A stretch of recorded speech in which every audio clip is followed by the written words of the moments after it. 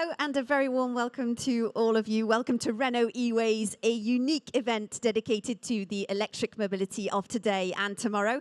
An event that brings together men and women who are taking tangible actions to meet the challenges towards zero emissions. We're coming to you from Hangar Y here, an industrial building in Meudon, which is near Paris, and connected with us by the wonders of technology from Silverstone Technical Park, Roger Atkins. Roger, can you hear me? How are you doing, first of all? I can hear you loud and clear, Louise, and I'm so disappointed I'm not in Paris, one of my favorite cities in the world. But all is well here at Silverstone. Thank you. Fantastic. So, just to present you in a few words, Roger, you are the founder of Electric Vehicles Outlook Limited. You are LinkedIn's top voice for EV. You're probably the most connected EV specialist with more than 5 million hits on your feed in 2019. I'm already a friend of yours on LinkedIn. Roger has been working in the car sector for 30 years and has been focusing over the last 15 years, of course, on electric cars. So, Roger, as its name suggests, Renault E-Ways aims to explore and open up to new ways of thinking, smart and positive mobility solutions, new ways of producing, of course, new ways of driving, such as e-driving. And the title of our session is Electric Vehicles, the Big Switch. So, first of all, the big switch, what does that actually mean to you? And I believe you declared mass adoption of EVs would be a big mistake. So, tell us what you're thinking, what you're meaning by all of that. Okay. I think there's a big switch underway in many things, in how people work, how people move around, how, what people eat. So lifestyles, I guess you could call that in total. And it isn't just about the pandemic that's on at the moment, but I think that's focused attention hugely on what do we all do? Are we doing the right things? What could we do different and what could we do better? So that big switch is already underway. As regards EVs, I think we are absolutely seeing a big switch, Louise, on commercial electric vehicles. We're seeing many more electric buses, many more electric vans, electric taxis. And it's been, in my view, for a long time. You talk about how long I've been focused in EVs. That began with an electric truck manufacturer back in 2007. But when you look at the electric vehicle journey in China, for example, a lot of that initially has been focused on those electric buses, commercial vehicle fleets that typically operate urban operating, defined mileage, and back to base. And of course, Renault have had some great commercial vehicle offers. The Kangoo has been around for a good time. The Renault Master. The things that I've heard you talking about with others all week really show that that's happening. But the big switch definitely is about a real mindset shift, I think, that is happening all around the world.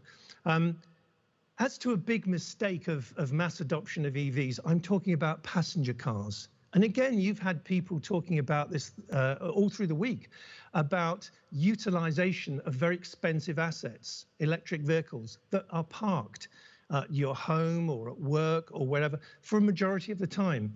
So the utilization of this really significant asset, the battery and the electric vehicle, I think is where we're going to see a shift. We're going to see mass adoption of electric commercials, but passenger cars, I don't think that's going to be a good journey. That's a difficult message to give to an automotive manufacturer like Renault, but I think it's bold and brave of them to be having these discussions and debates and embrace some of the change that could be coming along. We have had very open discussions with lots of different people all week, and it's been so interesting, and I really admire that as well. So how can we facilitate electric mobility's development? Roger, tell us your ideas on that. Well, I think education is a fundamental, like with anything really. You always have the perception of something and then the reality of something, and often they're very different things. So I think that the reality for people now is with greater choice of EVs, it isn't just a proposition for wealthy people. It's perfectly understandable that the perception of that has been there because we've had, if you like, the major player Tesla with very nice but very expensive cars. And then you've had other manufacturers coming in with it. And we haven't necessarily been able to show people or illustrate well enough, educate them well enough on the range of EVs that are now available and quickly coming to market. I mean, the best-selling EV, if my memory serves me correctly, in Europe this year to date is the Renault Zoe. And yes, that's not a sub 20,000 euro car. It's a little bit more, but you are getting to the point where it's the opportunity for everybody to be driving an EV. So education is one thing, letting people know where the range of choice now sits, price and otherwise. And I think also in showing people that the journeys that you take, you may rarely and once or twice a year take a long one. And currently with an EV, that can be a challenge still with the charging infrastructure. There's no question about that. But the typical local journeys are pretty easy. You charge at home, or even if you can't charge big charging arena, a lot of journeys are so low, you're hardly using any of the battery very often. So education, I think, is the important thing, and illustrating choice. Helping people change their mindset, is that correct? So, how do you actually do that? Do you talk about it in the press? Do you go to see people? How do you go about that? I think you go about it really, Louise, at least by I mean, the common way of doing it these days is influence, I suppose. You know, people that have people are aware of in the public space doing it. So I think whether it's governments with their government fleets, whether it's personalities, you know, I guess celebrities, but not necessarily celebrities, but well-known figures driving and using electric vehicles and showing that, I think that would help considerably. I think that's one of the motivations. For sure, governments should not be buying diesel vehicles or petrol vehicles in the same number. They need to have a managed transition. And we'll talk about that in a minute, because yes, we have, if you like, an evolution underway, which must be speeded up, but we've got to have a balance shift. We've got to have a managed transition to this new world. Of course. Is a 100% electric mobility world something that's possible, that's realistic? Yeah, absolutely it is. I mean, for example, if you went back to, I guess, around 1908, when Henry Ford first built the mass production line for the Model T Ford, the cities and towns around the world at that time were literally full of horses. Now, ironically, the issue of the day then was pollution. You could imagine, Louise, and I don't want to be too graphic about this, but thousands and thousands of horses everywhere. Sure. There was always a bit of pollution. But if you said to anybody back then, all of these horses will go and we would just have these horseless carriages, these cars, people probably wouldn't have believed you. But the vision of some of the entrepreneurs of the day and the cooperation and coordination of fueling systems, mass production of vehicles, the ability to make things at the right price. Because let's not forget, one of the mantras of Henry Ford, the founder of the modern automotive proposition, was to make the product cheap enough for his employers who worked at Ford to buy. And so I think that's a lot of where we're going. But it is a managed transition that we have to have. I can't emphasize that enough. We can't just click our fingers and have everybody driving an EV tomorrow, because there are structural changes in energy, structural changes in mobility, personal sort of application to owning things as opposed to using things like you've had on many times during this week. So it's a bit more tricky than people perhaps sometimes suggest it could be. Is the industry actually ready for a big change, Roger? To answer a straight question with a straight answer, no. I don't think it is, Louise. I think that we've got real challenges, for example, within the supply chain of batteries. The raw materials of batteries, whether it's lithium, manganese, cobalt, nickel, copper, there are 5 or 6 fundamental minerals that go into the production of batteries, and the supply chains for those don't have the rigor and haven't perhaps had the investigation that the traditional bill of materials for traditional cars have had.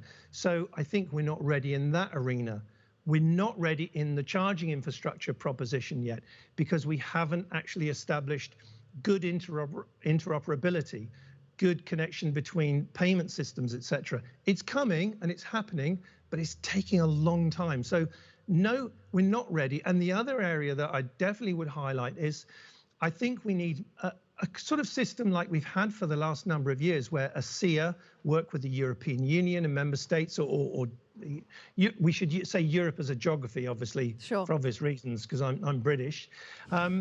Europe as a geography, we need to have a balanced playing field of when we're going to have this shift, when we're going to stop making combustion engine vehicles, because at the moment it's a real muddle. You've got some markets where it's going to finish in 2025, some at 2030, 2035. Yeah. That's so difficult for the auto industry to deal with. Will we see an end to the combustion engines, Roger, do you think? Now, this might sound strange, Louise, because we're talking about EVs and you can hear my passion for it. I hope not. Because, for example, I'm here at Silverstone. One of my favorite events in the calendar in a year, well, the normal calendar, obviously not this year, is the classic car show that they have here at Silverstone. You'll have many in Paris, and have many all around the world, where you bring together the best of combustion engine vehicles from the past and recent times, and they're raced. They go out on the track, and the noise, and quite frankly, the smell, all of this stuff I find personally, really exciting and interesting. So I don't think we need to stamp on top of combustion engines in every aspect. We definitely need them to be removed from our towns and cities. We urgently need clean air for people's health, and we must rapidly deal with the challenge of accelerated CO2. But as for finishing the internal combustion engine, no, it's not a zero-sum game. Okay. So for this urgence for clean air, we also need to maybe step up on better public transport, on shared mobility. Is that correct? Yes. Again, you've had this theme and flavour throughout the whole event. For sure, we need to have really good public transport. In many cities, let's be honest, it's pretty good, but it needs to be better all the time. It definitely needs to be electric. And in terms of shared platforms, shared mobility, very, very exciting developments there. Some of them have been stumbling, for sure. Everybody probably watching this, a lot of people who focus on this area in particular, know that those businesses haven't been making money, and they appear to have failed. But that's the timing sometimes, and simply the business model perhaps, and a few other things. So sometimes it's the right thing, but at the wrong time. So the right time is coming for shared mobility. And let's not forget, Louise, we are very close to having autonomous, shared and connected electric mobility. And this will be a real step change. I would certainly suggest, I think this is the bigger shift, that shift towards autonomy and non-owned passenger cars, than simply the shift from combustion engine to EV.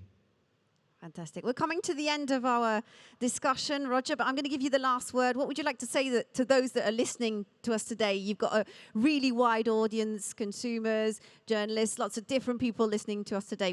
I'll give you the final word. Right. Well, I think there's a key word: hope over hype. This is a time for a huge reflection. We're living through a moment for all of us with the pandemic where we really are thinking really seriously again about who we are, what we do, how we work, what sort of journeys that we take. And we should use this time, despite it being a crisis and full of many, many problems, to actually take from it very positive things. I think it's going to accelerate the electric vehicle revolution. I think it's going to improve the capability of shared autonomous and electric mobility in general. So I think it's to accentuate the positives, and there are some within this current very challenging time, and move ourselves forward that way. So that would be my definite final message: hope over hype. Hope over hype. Well, thanks so much, Roger. It's been an absolute pleasure chatting to you today. I hope you're all right there back in the UK. I haven't been since January as a fellow Brit, but I'm thinking of you all over there, of course.